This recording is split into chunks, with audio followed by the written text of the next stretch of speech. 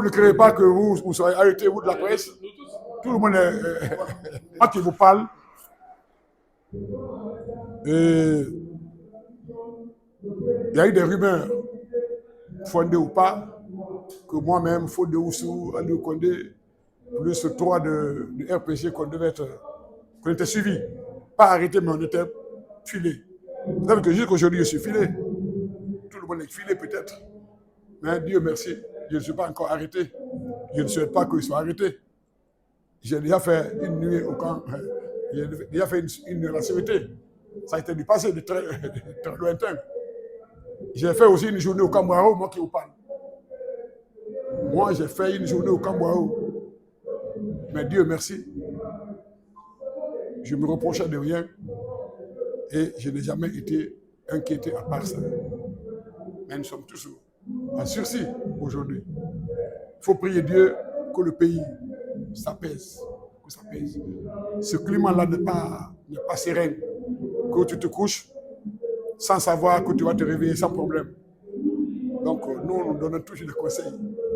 On n'est pas des ennemis. On n'est pas ses adversaires.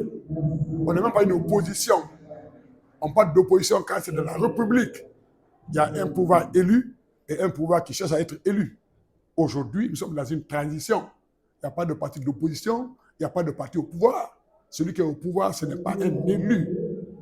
C'est un président d'une transition militaire. Donc, il ne faut pas qu'on nous considère comme étant des ennemis ou des adversaires.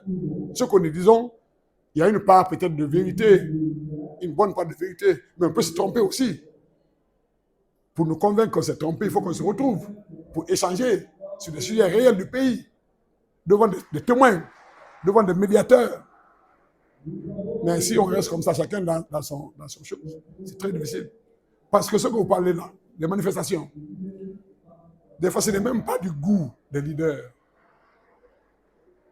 Ce n'est pas du goût des leaders.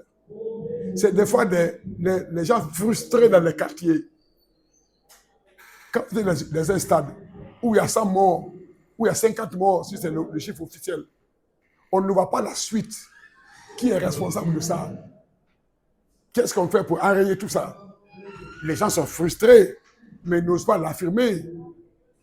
Ces frustrations, si ça continue, il va y avoir des mouvements dans les quartiers que même nous, on aura la difficulté de maîtriser. Nous, on ne veut pas qu'il y ait grabuge, qu'il y ait accrochage. Mais il va arriver un moment où nous-mêmes, nous ne pouvons pas maîtriser nos propres militants. Tout ce que nous disons ici, vous êtes témoins.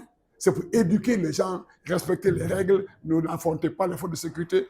Mais quand les forces de sécurité, elles-mêmes, vont dans les quartiers, renversent les marmites, cassent les portes, prennent le téléphone avec les gens, les brutalisent, les arrêtent la nuit avec cagoule.